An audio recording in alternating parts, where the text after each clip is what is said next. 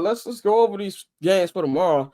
Well, today, if you're watching the segment today, we're gonna go to the first game. Courtney, I know you got a vested interest in Arizona State, and Iowa State. Tell me what you feel about this game. I know who you're going for, but tell the people who you're going for. Yeah. So I went to Arizona State, so of course I am rooting for my Sun Devils. There are a couple things really that I want to watch for. Mikey and I briefly discussed it in our group chat. Cam Scattaboo is having an absolutely incredible season for Arizona State. One of the top running backs in the country. People like to call him the White Ashton Genty. So very, very talented running back. Unfortunately, Arizona State did just lose in the last game of the season. Jordan Tyson, their leading receiver. So that's, kind of going to be a tough gap to fill. But the good news is that Iowa State has one of the worst run defenses in the country. They are absolutely atrocious at defending the run. So I expect Cam Scattaboo to have a very, very big day. Mikey, you said what? 3 touchdowns? Yeah, 3 touchdowns. 3 touchdowns for Cam. 4. If they get into the red zone, they're not stopping him. But speaking of red zone, Arizona State, terrible red zone defense. Iowa State is going to score a lot. They have a pair of wide receivers up there that both have over 1,000 yards. They are going to score. Their quarterback, what's his name? Rocco Beck, I think it is. Yeah, Beck. Yeah, Beck. Yeah. Dude can fling the ball. So it's going to be a high scoring affair. I'm not exactly sure what the over is, but I'd probably hammer it in this game. It's 49 and a half. 49 and a half. Yeah, it's going to be a high scoring affair, but overall I think Arizona State has the advantage both on offense and also defense. They're on a 5-game winning streak right now. I'm taking Arizona State. How do you feel about Jordan Tyson being out? Oh, I'm fucking devastated. Yeah, that's for Scott. That's Arizona State's like number 1 wide receiver. Yeah, he's our best wide receiver. That's a tough loss. But again, you know who the second best receiver with the second most receiving yards on that team is, right? Cam Scattaboo.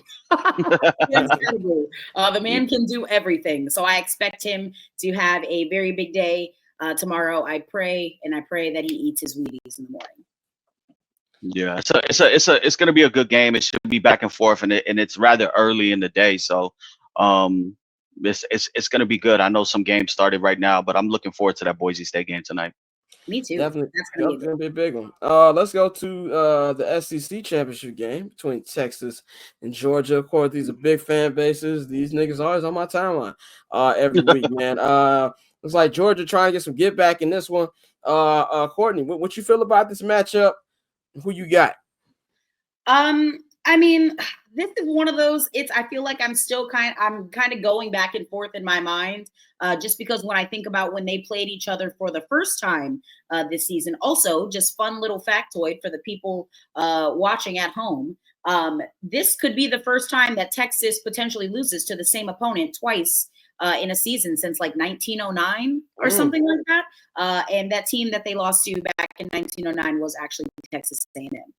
So fun fact for the people at home. But yeah, the last matchup between Texas and Georgia, it was kind of sloppy football. Like, yeah, entertaining for those of us who weren't, invested in the teams, but just sloppy football. Quinn Ewers played like ass.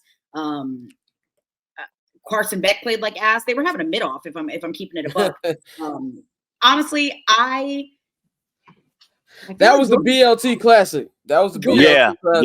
Yeah. It was nasty. Georgia's gonna win this football game. I feel like Georgia's gonna win this football game off the strength of being at Mercedes-Benz Stadium alone. That's going to be a stifling environment for Texas. And if Quinn does not have his bearings early on, yeah, I fear they might be cooked. Also, TBH, just keep Arch in there.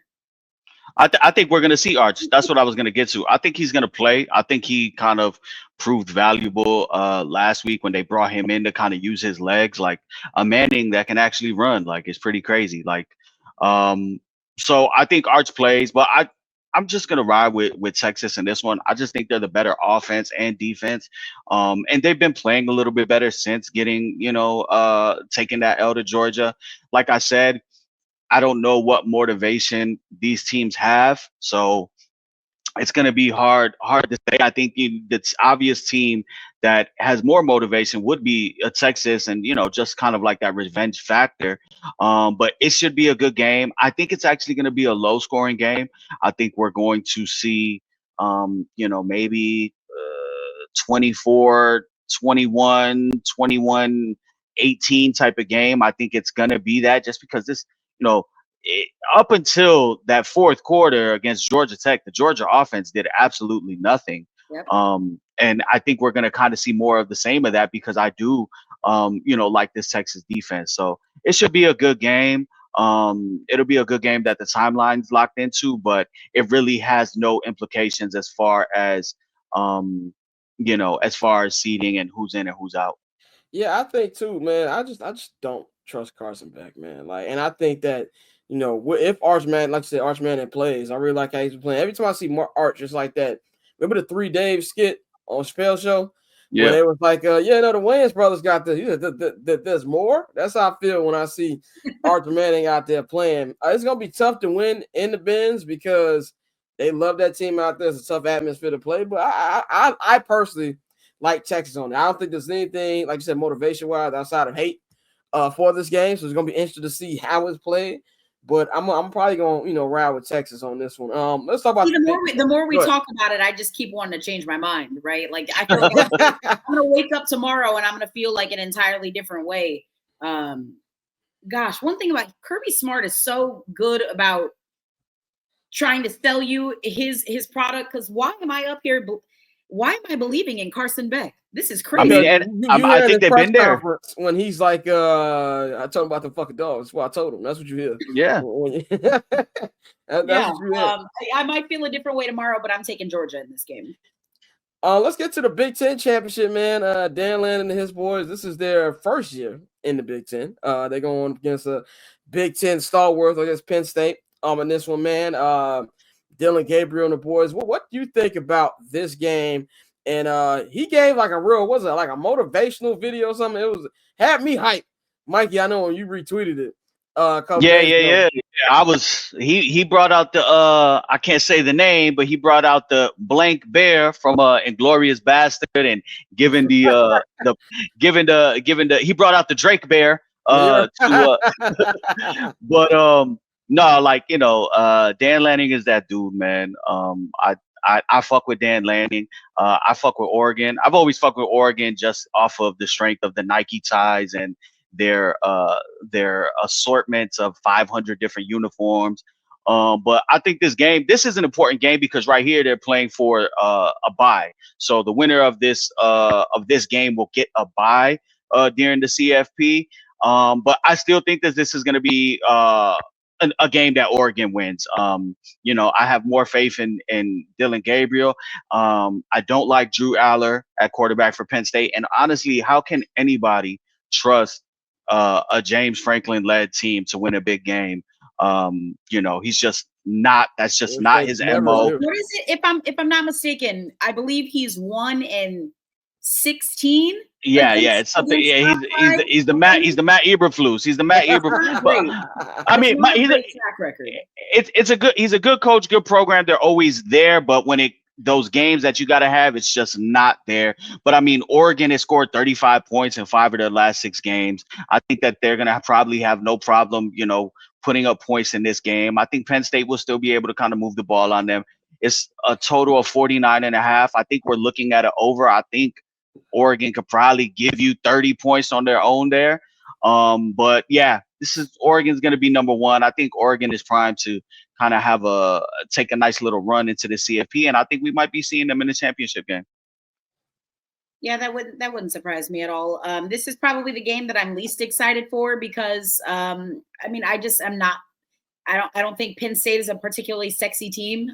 Oregon has really flown under the radar. I mean, good for them. Nobody has really talked about Oregon this season. There's been obviously a lot of fluctuation between 2 through 25 in the AP top 25, but Oregon has been the constant all season. And again, good for them to be able to kind of tune out everything and stay out of the mix and keep handling their business. I know it was a little sketchy when they went into Wisconsin a couple weeks ago and they almost lost, but they didn't. And that's Yeah. a good test for them for like, you know, that's a good barometer for like a game like this and what they'll be, you know, seeing later on. My least favorite thing though about this game, I don't like that it's in Indianapolis.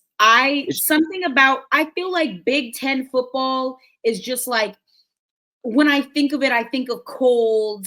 Yeah, you don't think of Oregon. It should be in Chicago. It should be in Chicago. Yeah. This should be the hub. Absolutely. Say that shit at Soldier Field. The thing is, Soldier Field is just too small, you know, for the type of crowd. But I don't know if tomorrow's going to be a sellout. Get together, Kevin Warren. Because it's Penn State and Oregon. If it were like Oregon and Ohio State, I can't. That's help Big Ten. I seen tickets for like $15, like get in, like as of today, you know, but you have to think about it. Getting to Indianapolis rough, you know, for those fan bases, right? If you're flying in from Oregon, you're coming into Chicago because O'Hare is a hub, but now you got to rent a car and drive to Indianapolis. I will say, and you know, Indianapolis, they got a nice parking lot. I'll say that much. Also, I don't want to be like this person, and like, what about women's sports? But I'm pretty sure the first round of the NCAA women's volleyball just started in Indy. So curious to see what the crossover might look like. Maybe it might be a good turnout. Maybe some people that are in town for college volleyball might want to go watch some college football tomorrow. I mean, Indianapolis. Facts. Nothing else. You don't want to go see Anthony Richardson. I mean, you don't want to see I think the Pacers are here tonight. They're playing the Bulls here tonight. But yeah, there's nothing really going on over there. But I do think that Kevin Warren does want this stadium for that, and he has actually said it. You know, because this is a city that should be hosting Big Ten games. And I think that the Big Ten hub should be Chicago, just because it has the two airports that, you know, you can get into for all those different schools, and especially since big old Big Ten bar over there in Rosemont. Yeah. They got a Big Ten bar right there. It's actually, they have like an office over there and everything too. So I think that they should you know, but it's on the Bears. It's obviously on the Bears, and that'll be the point. But I think in years down the road, this is going to end up being the hub.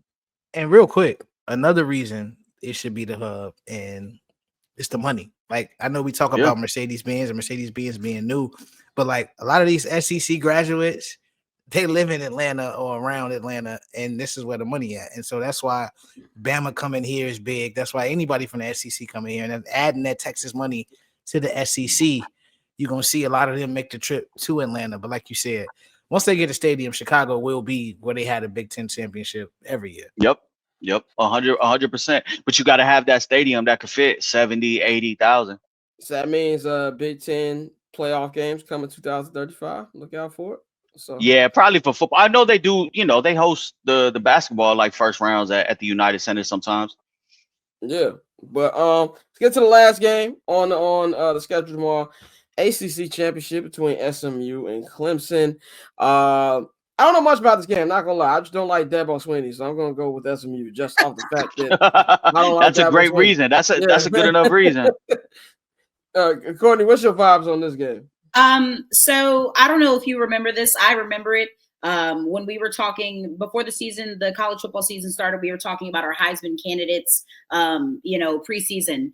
And I brought up Preston Stone, the quarterback for SMU. Well, now he's been benched, right? He was benched, I think, like the third game of the season. They benched him for Kevin Jennings, who came in and really righted the ship. And I didn't realize, and I said that about Preston Stone because I knew that offense would score a lot. Like, that's a fantastic offense that SMU had. And so Kevin Jennings has really done a great job. He has, I think, like 19 touchdowns, 7 interceptions. Yeah, that's, that's going to happen sometimes.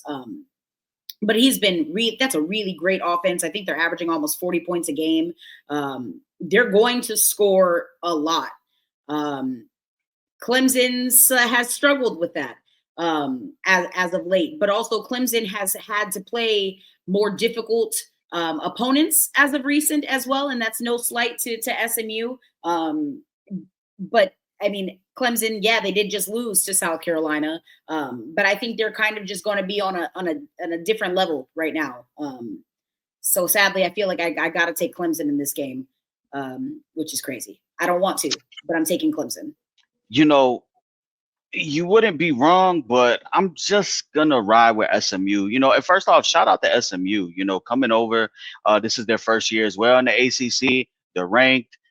They also get $0 and zero revenue from the conference as far as like their network sharing because they don't have a deal yet, and they're just going out there and they're hooping. They don't even need it. They got so much fucking hedge fund money. So many, yeah, they're loaded. Their university is literally surrounded by homes where like the average price, like the cheapest home in that neighborhood is like $3 million. They got a lot of Bobby Axelrod money over there. Yeah, they got. Oh yeah, over there. Their alumni are crazy. If we go down the list, it's gotta be like, damn, he went there. Like they got some money, but you know, Clemson has only played 2 games against a ranked opponent this year. One was last week, in which they lost at home to South Carolina. And they're 1-1. I just think SMU is gonna be able to find offensive success more often than Clemson will be able to. Cade Klubnik had he had high praise coming in, and he was supposed to be like their next big guy, and he's cool, he's all right, but he hasn't taken that step. Indiana, I think that this is going to be a close game, but I think SMU does pull it out. They're favorites right now by, I think it's -2.5. So they're saying it's a field goal game, but I think SMU will be able to find consistency, especially in the run game, because Clemson's run defense isn't that good, and SMU does run the ball, I think, like 55% of the time. So, kind of the Courtney's point about switching QBs, they definitely have found something in the running game, though, to make it easier. So cool. Triple double hat trick, I know the code too. Ice trade, go for trade, yeah, we cold too. Getting paper on these player haters, old news, money on the other line, so I'm not gonna hold you. Money on the other line, so I'm not gonna hold you. Money on the other line, so I'm not gonna hold you. Money on the other line.